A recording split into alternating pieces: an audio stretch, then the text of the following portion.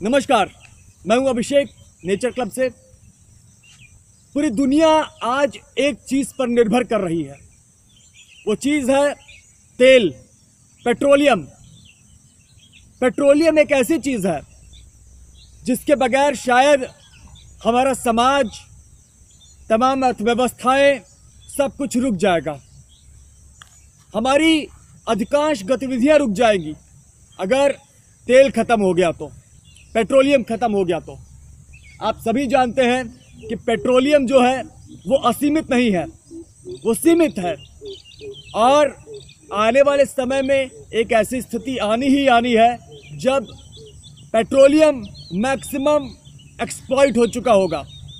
वैज्ञानिकों ने ऐसी जो कंडीशन आएगी, एक उसको नाम दिया है पीक ऑयल। पीक ऑयल उस स्थिति को कहेंगे जब मैक्सिमम एक्सप्लॉइटेशन हो चुका होगा पेट्रोलियम का, दुनिया भर के उन तमाम देशों में जो पेट्रोलियम का उत्पादन आज कर रहे हैं। मतलब लगभग वो 90% अपना तेल निकाल चुके होंगे। उस स्थिति को कहेंगे पीक ऑयल। उसके बाद वो देश अपना तेल बेचना बंद कर देंगे, क्योंकि फिर थोड़ा सा बचा हुआ जो तेल है वो अपने इस्तेमाल के लिए, अपने भविष्य के लिए, खुद के लिए रखेंगे। ये पीक ऑयल की जो कंडीशन है, अभी इस समय के जो वैज्ञानिक हैं वो बता रहे हैं सन 2042 से सन 2045 के बीच में ये स्थिति आ सकती है पीक ऑयल वाली, जब दुनिया के सभी तेल के उत्पादक देश मैक्सिमम एक्सप्लॉइटेशन कर चुके होंगे पेट्रोलियम का, और उसके बाद वो बेचना बंद कर देंगे।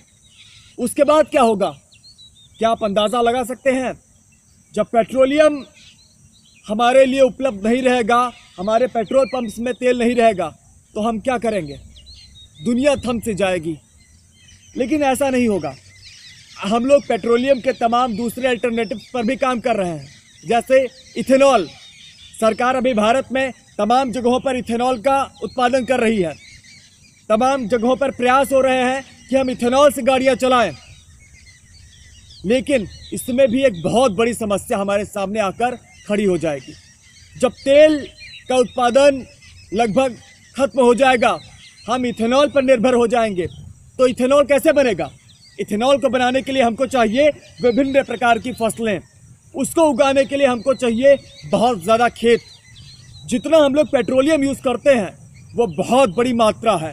उतना इथेनॉल पैदा करना, उसके लिए बहुत बड़े पैमाने पर हमको खेत चाहिए होगा। इसका मतलब आज जो हम लोग अनाज का उत्पादन कर रहे हैं उसमें बहुत भारी कटौती करके हमको इथेनॉल के लिए फसलें उगाना पड़ेगा। उसके बाद हमारे अनाज के उत्पादन में कमी आएगी। देखिए, अपने समाज में दो तरह के लोग हैं, एक जिनके पास बहुत पैसे हैं, एक जिनके पास पैसे कम हैं या नहीं हैं। अब होगा क्या, जिनके पास पैसे हैं उनकी लाइफस्टाइल काफ़ी ज़्यादा मटेरियलिस्टिक है, उनको ज़्यादा तेल चाहिए होता है, उनके पास ज़्यादा पैसे हैं। तो होगा क्या कि जब ज़्यादा खेत लगेगा इथेनॉल के लिए फसल उगाने में, तो हमारे खाने वाले जो फसलें हैं उनका प्रोडक्शन घटेगा। जब उनका प्रोडक्शन घटेगा तो उनका मूल्य अपने आप बढ़ जाएगा मार्केट में, वो चीज़ें महंगी हो जाएंगी और उसकी जगह पर इथेनॉल का उत्पादन हो रहा होगा। तो इससे फ़र्क किसको पड़ेगा? अमीरों को फ़र्क नहीं पड़ेगा। वो महंगा खाना खरीद लेंगे, उनको गाड़ियों में इथेनॉल मिल जाएगा, उनको एसी चलाने के लिए उनके जनरेटर के लिए इथेनॉल मिल जाएगा, उनका बड़ा नुकसान नहीं होगा। तो इसका फ़र्क किसके ऊपर पड़ेगा? उनके ऊपर पड़ेगा जिनके पास पैसे कम हैं, जो lower class, lower middle class के लोग हैं। उनको एक तो जब ज़्यादा इथेनॉल पैदा होगा तो इथेनॉल भी महंगा होगा, दूसरा उनका जो भोजन है वो भी महंगा हो जाएगा। तो दोनों में ज़्यादा पैसे व्यय करने पड़ेंगे। अमीरों को कोई विशेष फ़र्क नहीं पड़ने वाला। दूसरा, हमें आज ऐसा करने की आवश्यकता है कि हम तेल के ऊपर अपनी निर्भरता को कम से कम रखें। इससे दो फायदे हैं, एक तो जो पीक ऑयल की कंडीशन है उसको आने में ज़्यादा समय लगेगा। दूसरा, जब पीक ऑयल की कंडीशन आ जाएगी तो भी हमें कम ऊर्जा की आवश्यकता होगी, कम इथेनॉल की आवश्यकता होगी। तो जब इथेनॉल की हमारी आवश्यकताएं कम होगी तो उनका प्रोडक्शन कम करना पड़ेगा। जब उनका प्रोडक्शन कम करना पड़ेगा तो हमें ज़्यादा खेत नहीं यूज़ करने पड़ेंगे, और उसके लिए हमारी जो खाने वाली फसलें हैं वो प्रचुर मात्रा में पैदा होंगी, उनका दाम कम रहेगा। आज पूरी धरती पर संयुक्त राष्ट्र के फूड एंड एग्रीकल्चर ऑर्गेनाइजेशन के मुताबिक कुल धरती के कुल लैंड के हिस्से का 40% हम लोग खेती में यूज़ कर रहे हैं। पूरी दुनिया में ग्रीन हाउस गैस के उत्सर्जन का, जंगलों की कटाई का ये बहुत बड़ा कारण है। और जब इथेनॉल का प्रोडक्शन हम बढ़ाएंगे तो उसके लिए और ज़्यादा खेत की आवश्यकता होगी, और ज़्यादा जंगल काटे जाएंगे।